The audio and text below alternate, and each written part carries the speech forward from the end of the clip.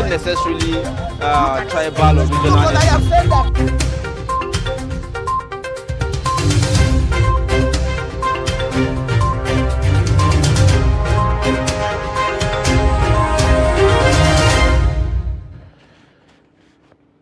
Thank you.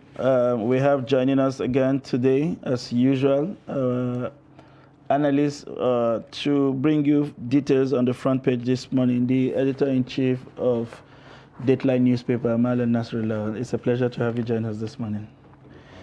Your outfit reminds me of the famous warriors from Gombe, the traditional dancers there. Oh. Yes, they come out like this sometimes. You complimented my cap, so I'm passing the compliment forward. It's a pleasure to have you in the studios. The Daily Trust this morning leads with the story on the killing of IPOB terrorists in Enugu and Ebonyi, two places that have come under intense attack recently, and we are seeing a number of recoveries made from the enclaves. We are seeing Dane guns, bullets, boots, and all whatnots. They also discovered or uncovered decomposing bodies and made the arrest of the masterminds of the Imo INEC attack. When you saw this story, what came to your mind? Well, it's very usual for our security forces to come out with all these displays anytime they have an encounter with non-state actors. And it's quite unfortunate that some people have decided to be arms against the state. And in the process of doing that, actually hurting the people more than the government. You can see from the story that I think the Daily Trust did yesterday, talking about so many people, being advised not to even go to the southeast because of the security situation and things like that.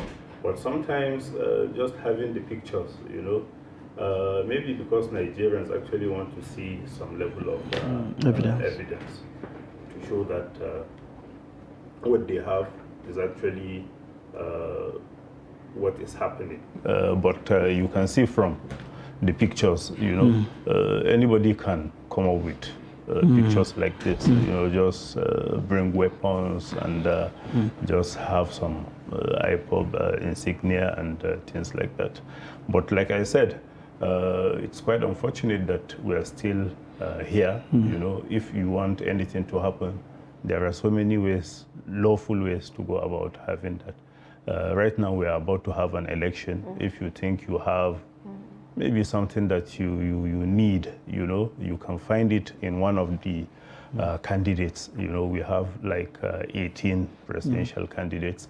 So I think you will be able to see, to have one, that you come back and then be able to push your agenda in a legal, peaceful manner, not, hurting people when in actual sense we are actually trying to target the government. But I'm also worried. How do you think this would affect the elections? Just basically affect the people in some way. Well, right now, so many people have decided, that the best place to like do the election is in their homelands. So you find people living in the north, but their registration and voters card, is elsewhere. So with things like this, so many people may not even begin to travel. Right. And if that happens, that's like disenfranchising quite a number of people. And we are talking about participatory politics, so that all the people will have the chance, to decide who should lead them. But if because of this, so many people are not being able to do that, then it's really unfortunate. I will come to that shortly, because it appears that, talking about elections now, we run a system that particularly has a way of naturally disenfranchising people. So you get students register in school, and then they're at home during the elections. And we have a high mobility of labor in Nigeria, if you like. And so many circumstances. I hope we get to the point someday where you can basically just vote anywhere. have the machines that are universal that can identify you wherever, and then you make your choices there. But still staying with this IPOP story, what do you make of this constant, display of recoveries, and we really don't get to see the Nigerian state prosecute the people behind this? Well, they just say scores are killed. I'm sure several others were arrested. But we rarely see them taken to the courts or convicted, as a way of serving as deterrence. What do you make of this kind of, because we see it across Nigeria, not just with the East. We get arrested in Kaduna, and that's the last you hear of those kind of arrests, except until, I'm not insinuating, until we get a jailbreak, and then we get to know that several of them have been released again. What's your perspective on this? Well, like I was actually saying earlier, having pictures is one thing, because anybody can come up with pictures like this. And sometimes it's like the authorities keep repeating the same images. You're talking about showing then guns, drugs, insignia and what have you. But like you said, what Nigerians should be interested in is in seeing these people being prosecuted. Because if you arrest, a suspect and then keep him in detention, like you said, so many things can happen. When there is jailbreak, you begin to read stories about there are 500, 2,000 suspects, which is actually not the best. I think it's very important to be transparent in the way we go about these things. Since these are people that were arrested, for carrying arms against the state, their prosecution shouldn't be something that is behind the scene. Nigerians should be able to know what actually transpired, whether it's in the courts, so that we'll begin to see those who are trying to toe that line, will now begin to see the implications of what they are trying to do. But to just put the pictures, honestly, I don't think this will change much. Somebody was sharing with me, Zainab, before you take the next question, that when we hear of the attacks, they appear very sophisticated, very well coordinated. But when we see the machineries that are recovered, I mean, it's difficult to understand how some of those attacks can be carried out with the guns we see with, at best, hunters in this part of the world. Yeah. But I guess Nigerians are already getting used to it, and it's like, well, this is just another story that we see every day. Well, another story that seemed to be on every paper this morning is the review of the new CBN policy as the CBN raises individual cash withdrawal limit to 500 and then corporate to 5 million. Did you see this coming? Did you see them actually making some kind of adjustments to the policy that they put out?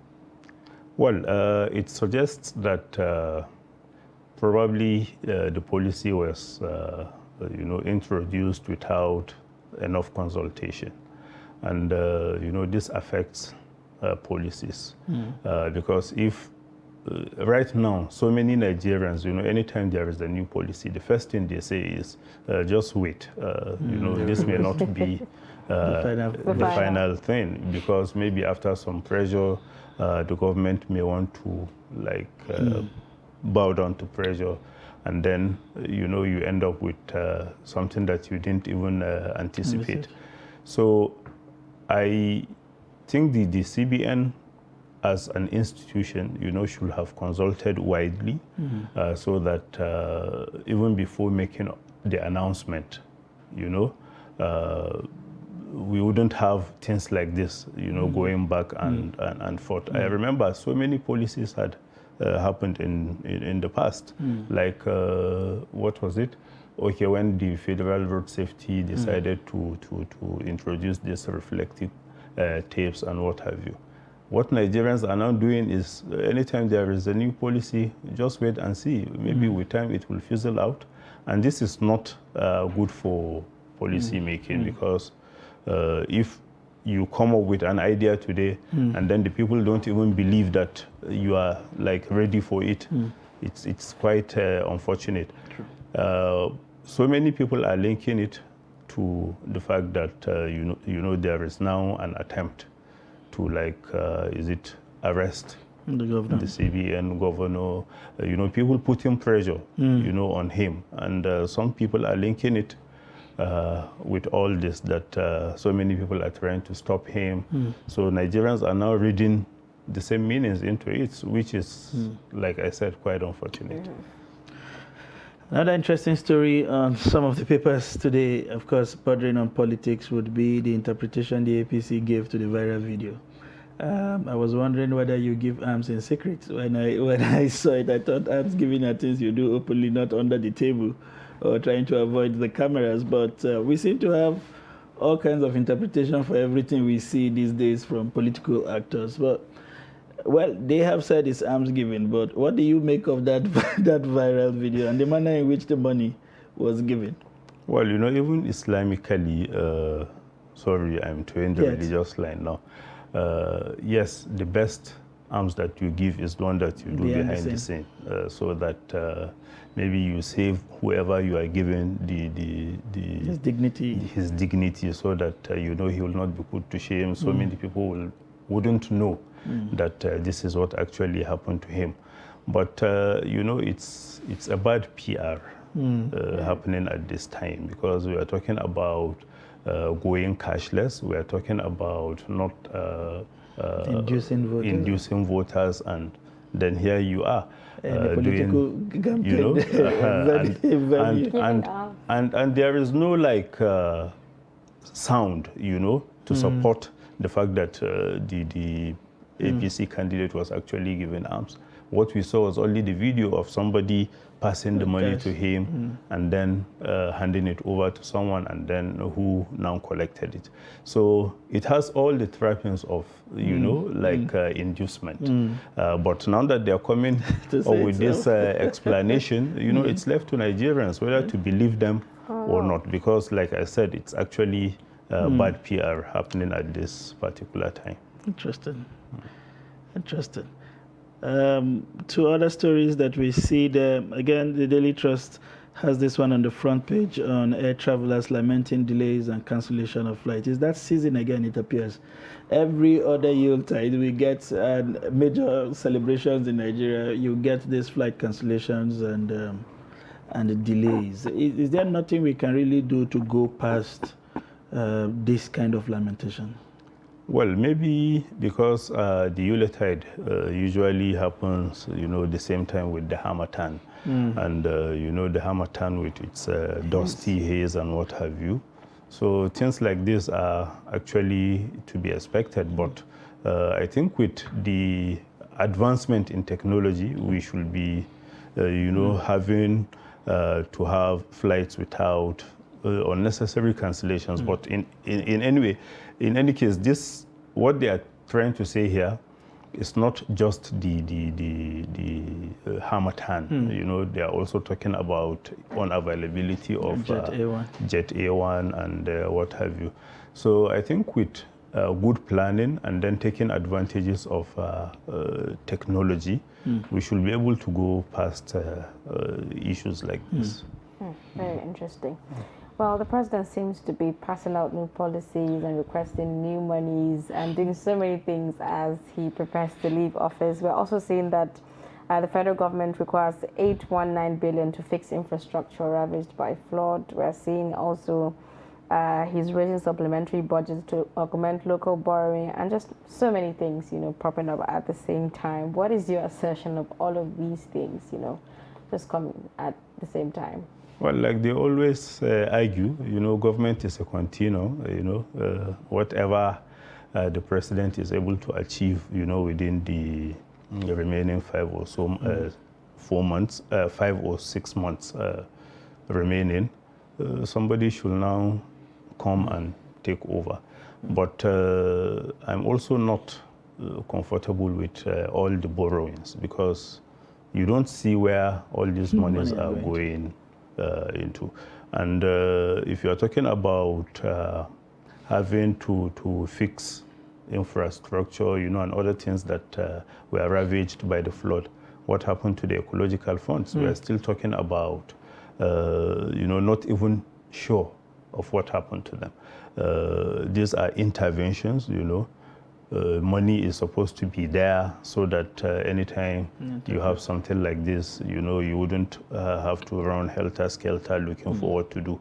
The money is there. But the money has been spent, and then here we are, the challenges are there, and then we still have to go borrowing to be able to fix this. So honestly, I expect our anti-corruption agencies, to be able to go after the ecological funds and see where they ended, so that we wouldn't have to be facing things like the president borrowing again, over things that we shouldn't even be talking about with the money that we have already set aside, just in case issues like this come up.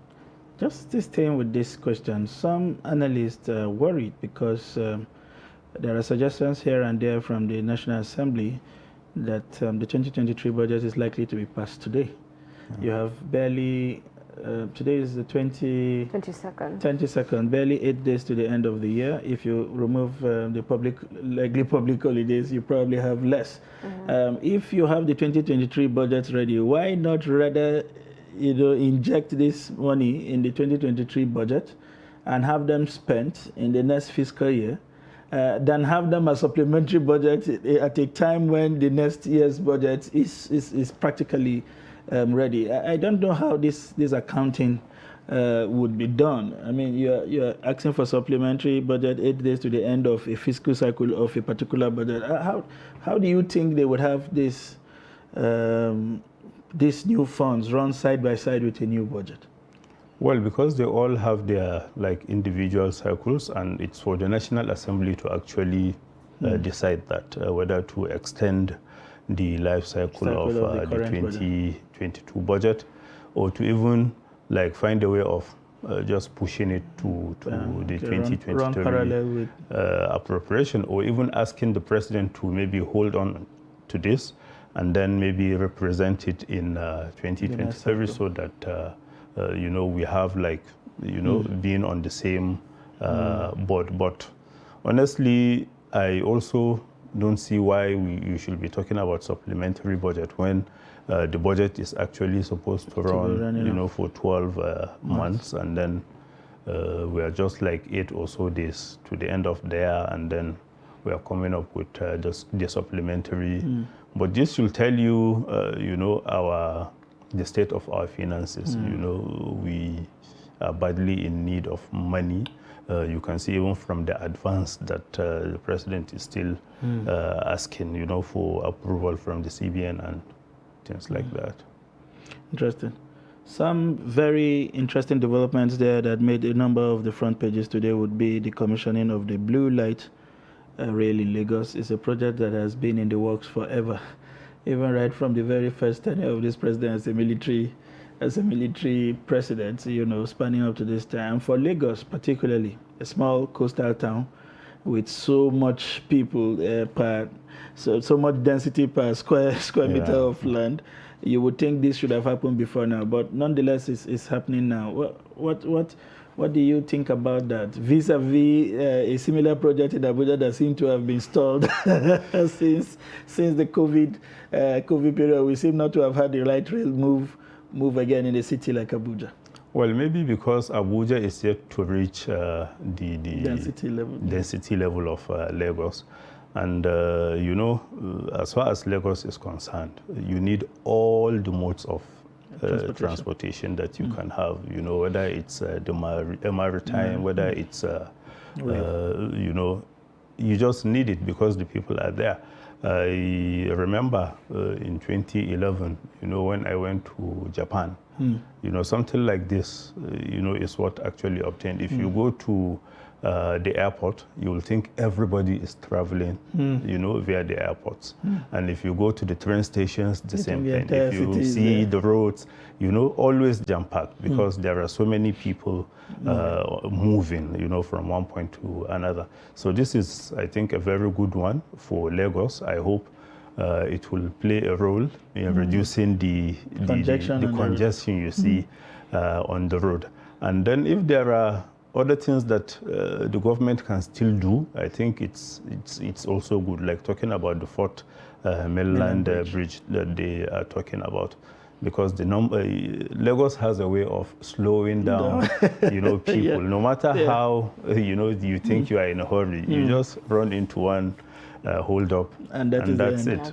So that's why for us, anytime we're in Lagos, you find your way to Ikeja before your flight. Because if you fail to do that, you may also end up missing your flight. Yeah.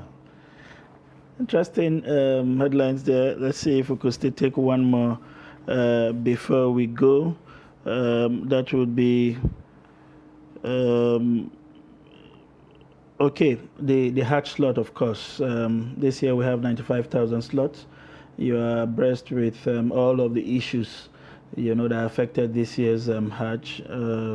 And basically the Hajj Commission, beyond all the explanation, blamed it on the number of slots that we were allocated. Now we know the numbers, and we already know when the Hajj would happen next year. What would be your advice to the Commission on basically starting early and sorting out issues, especially those whose monies have been taken and at the last minute were denied the opportunity to be part of the Hajj? Well, certainly there is no alternative to starting early because this is something that like most of the things that will happen, are actually beyond your own control because the Saudi Arabian authorities will have to bring out all the guidelines and then for you to be able to key into it. What actually happened with the COVID pandemic, what actually happened was that Nigeria used to have 95,000 slots, and then that was, reduced. And because of that, so many people have paid. And then even at that, there were no clear indications of what was to take place for the 2022 election. I think up to, was it 15 or so days to the Arafat, which was very unusual. Strange. And so because of that, so many people actually missed out. They were not able to perform the Hajj this year because of what transpired. So like you said, now that the Saudi Arabian authorities are now telling us that Nigeria will have its pre-COVID slots, then the relevant authorities should key in and see how they can make the best out of it. Interesting admonitions there from our guest in the studio, the editor-in-chief of Dateline newspaper, Marlon Nasrallah. It's a pleasure to have you in the studio. Share with us your perspective on some of the issues that made the front pages. Thank you for having me. And we look forward, of course, to seeing you again in the studio. That will be after the Yuletide. I'm not sure whether my chicken would have been cold before you come into the studios then, but we'll see how it goes. Thank you very much for staying with us. We'll take a short break now and return at the top of the hour. Please don't go away.